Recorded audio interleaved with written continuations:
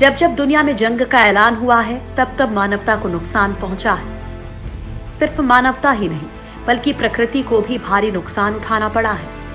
अक्सर ऐसा होता है कि एक छोटी सी लड़ाई में भी कईयों को नुकसान होता है। जब बात विश्व युद्ध की हो, तो आप समझ ही सकते हैं कि कितनी बड़ी कीमत चुकानी पड़ी होगी इस समाज को।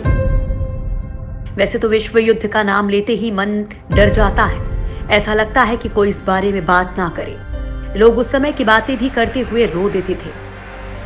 आज भी जब किताबों में उसका जिक्र आता है, तो आंखें रोने लगती हैं। दुनिया में इस वक्त भी एशिया की दो महाशक्तियों के बीच युद्ध के बादल मंडरा रहे हैं। चीन और भारत के बीच सरहद को लेकर तनाव चल रहा है। सरहद पर दोनों देशों की सेनाएं तैनात हैं। कभी भी एक चिंगारी युद्ध का भयानक रूप ले सकती है। दोनों ही देश परमाणु संपन्न देश हैं। ऐसे में अगर युद्ध हुआ तो पूरा एशिया इसकी आग में जलेगा। दरअसल जब भी हम जंग में हुए नुकसान का हिसाब लगाने बैठते हैं, तो इंसानी मौतों और सार्वजनिक संपत्ति को हुए नुकसान के बारे में ही सोचते हैं।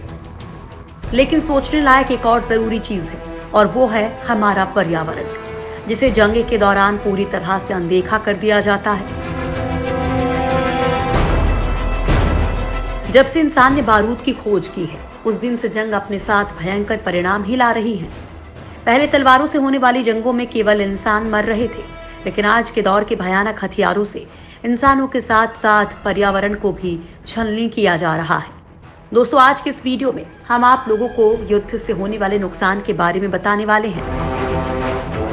दरअसल ये नुकसान केवल इंसानों का ही नहीं, बल्कि पर्यावरण को भी होता है। बमों के इस्तेमाल से निकलने वाली गैसें पर्यावरण को नुकसान पहुंचाती हैं।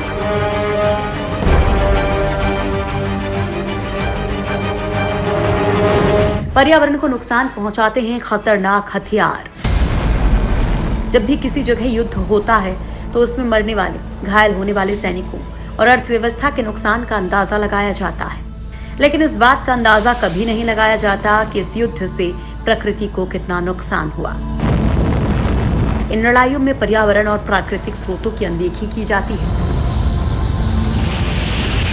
इराक के मोसुल शहर के दक्षिणी इलाके कय्या राह से भागते समय आईएस के लड़ाकों ने तेल के कुछ कुओं में आग लगा दी थी, जहां से धुआं निकला और फिर महीने भर तक निकलता रहा। इस धुएं ने अगर किसी का सबसे ज्यादा नुकसान किया, तो वो है पर्यावरण।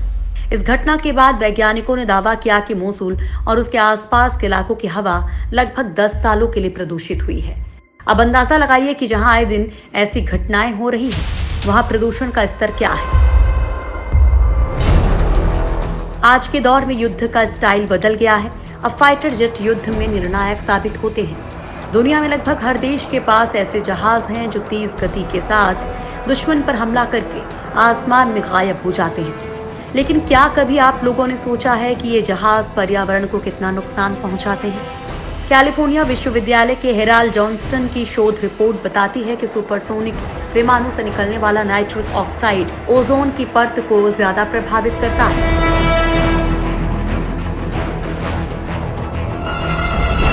वैज्ञानिक जेम्स लावलैक की जर्नल साइंस में प्रकाशित एक रिपोर्ट में बताया गया है कि कुछ गैसें जैसे फ्लोरोमीथेन पूरे वायुमंडल में फैल चुकी है। परमाणु परीक्षणों से धरती को नुकसान।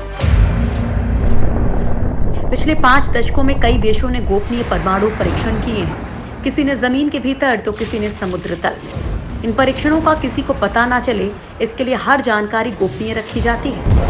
लेकिन सीटीवीटी के वैज्ञानिकों ने अपने अध्ययन में पता लगाया है कि पृथ्वी के एक कोने में जमीन या समुद्र के भीतर किए गए परमाणु परीक्षण का असर पूरी पृथ्वी पर होता है। वाइब्रेशन और ध्वनि के कारण जमीन के अंदर की परतों का संतुलन बिगड़ता है, जिससे भूकंप आते हैं, ज्वालामुखी फटते हैं, ग्लेशियरों में दरारें पड़ती हैं, जिनसे वे तेजी से पिघलने लगती हैं। समुद्र के अंदर व्हेल समेत बड़े पैमाने पर मछलियों, अन्य जीवों, कोरल रीफ को नुकसान पहुंचता है। जमीन के भीतर की परीक्षण से वायुमंडल में भी तरंगों की लेयर बनती हैं, जो वातावरण गर्म करती हैं। अगर दुनिया के कुल बारूदी जखीरे पर नजर डालें, तो 9 देशों अमेरिका, रूस, Britain, France, China, Bharat, Pakistan, Israel और उत्तर कोरिया के पास परमाणु हथियार है। इतना ही नहीं, दक्षिण एशिया में परमाणु हथियारों का उत्पादन बढ़ रहा है। अनुमान है कि 2019 की शुरुआत में दुनिया में परमाणु हथियारों की संख्या 13,865 थी।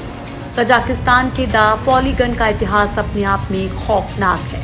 यहाँ 1949 से 1989 के बीच लगभग हर साल 10 परमाणु बमों का परीक्षण किया गया, जिसके नतीजे आज सामने दिख रहे हैं। जाहिर सी बात है कि दुनिया भर के देश परमाणु हथियारों से लैस हैं और ये कभी ना कभी तो उपयोग होंगे ही। सोचिए, जब परमाणु परीक्षण से ही धरती को इतना नुकसान हो रहा है, तो अगर परमाणु युद्ध हो तो शायद धरती का पर्यावरण ही खत्म हो जाएगा। ना तो सांस लेने के लिए ऑक्सीजन होगी और ना पीने के लिए पानी, क्योंकि इन बमों से निकली गैसें सब कुछ जहरीला कर देंगी। दूसरे विश्व युद्ध के बाद बाल्टिक सागर में करीब 3 लाख टन गोला बारूद डुबोया गया था, जो समुद्री जीवन को अब तक तबाह कर रहा है।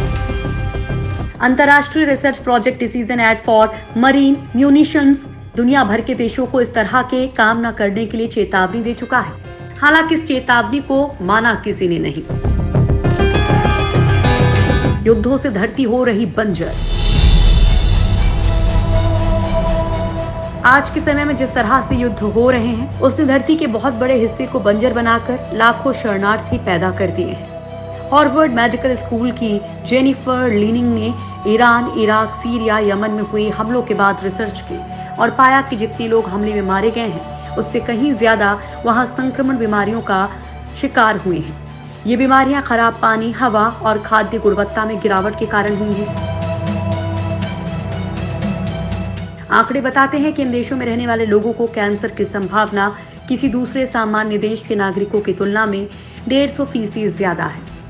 आज के दौर के हथियार पहले के मुकाबले ज्यादा खतरनाक हैं। परमाणु हथियारों के साथ रासायनिक हथियारों को जमा करने की होड़ ज्यादातर देशों में तेजी से बढ़ रही है। ये रासायनिक हथियार धरती के एक बड़े हिस्से को बंजर कर सकते हैं, उसकी हवा को जहरीला कर सकते हैं, जो सदियों तक इंसानों की जान लेती रहेगी। 1945 में अमेरिका ने जो परमाणु बम नागासाकी और हिरोशिमा में गिराया था, उसका असर आज भी वहां दिखता है। सालों तक इन शहरों में अपंग बच्चे पैदा होते रहे। एक रिपोर्ट के मुताबिक परमाणु विस्फोट से पैदा हुई आग से दुनिया के लगभग 25% और उत्तरी गोलार्ध की खेती करने लायक जमीन का 50% हिस्सा जलकर राख हो जाएगा।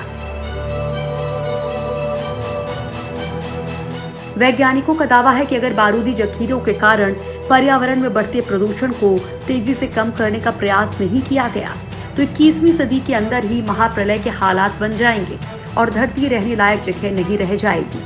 पर्यावरण के लिहाज से देखें तो इस नुकसान से पृथ्वी आने वाले 1000 साल तक नहीं उबर पाएगी।